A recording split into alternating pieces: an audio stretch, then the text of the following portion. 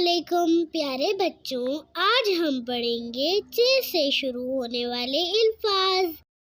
चे से चिड़िया, चे से चूजा,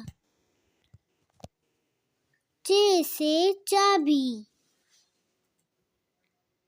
चे से चांद, चे से चावल, चे से चाकू, चे से चीता, चे से चूहा,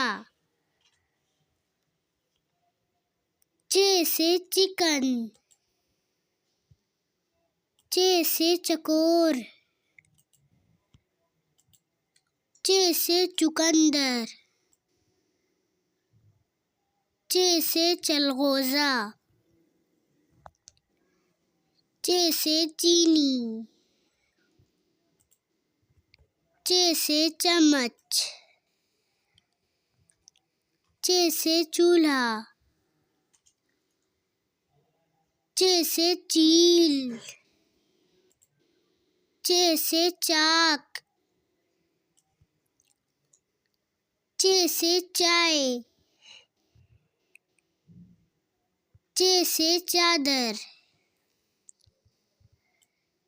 चे से चश्मा। मुझे सपोर्ट करने के लिए ज़्यादा से ज़्यादा लाइक, शेयर और सब्सक्राइब करें। Thank you.